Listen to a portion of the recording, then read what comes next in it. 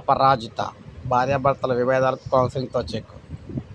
So మొత్తంగా చూసుకున్నట్లయితే నిజామాబాద్ జిల్లా ఆర్మూర్ బోధన్ డివిజన్లకు చెందిన ఇద్దరు ఉద్యోగులు నిత్యం మద్యం తాగుతూ భార్య పిల్లలపై చేయి చేసుకునేవారు. అనంతరం వారిని పుట్టింటికి పంపించేశారు. ఉద్యోగుల సతీమణులు సఖి కేంద్రంలో ఫిర్యాదు చేశారు. ఉద్యోగుల వేతనంలో కోత వేయాలన్న కలెక్టర్ ఆదేశంతో పాటు వారికి గృహహింస కేసు గురించి వివరించారు. సఖి కేంద్ర నిర్వాహకురాలి కౌన్సిలింగ్తో ఉద్యోగుల వేధింపులు నిలిచిపోయాయి. ప్రస్తుతం అందరూ కలిసే ఉంటున్నారు.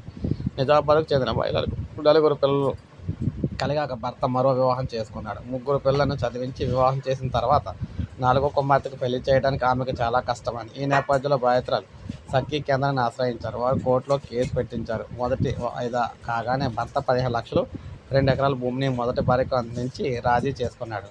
అల్లారు ముద్దుగా పెంచిన కుమార్తెకు ఉజ్వల భవిష్యత్తు అందిద్దామని తల్లిదండ్రుల ఆస్తులు అమ్మి వైభవంగా వివాహం చేస్తారు. భర్త మద్యానికి బానిస మానసికంగా శారీరకంగా వేధిస్తే ఆమెను కన్నవాళ్లకు తీరని వేదనే మిగులుతుంది.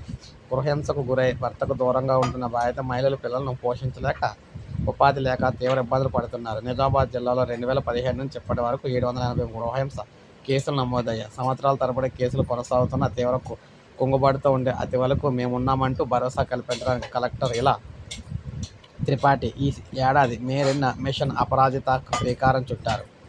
సో ఏం చేస్తారంటే బాధితులు నిజామాబాద్లోని సఖీ కేంద్రాన్ని సంప్రదించగానే సిబ్బంది కేసు నమోదు చేసుకుంటారు. గాయాలు ఉంటే అక్కడే ఉన్న ఏఎన్ఎంలు చికిత్స అందిస్తారు. కౌన్సిలర్లు భార్యాభర్తలను పిలిచి కౌన్సిలింగ్ ఇస్తారు. వినకపోతే గృహహింస కేసు నమోదు చేస్తారు. జిల్లాలో బోధన్, నిజామాబాద్, ఆర్మూర్ కోర్టులు ఉన్నాయి.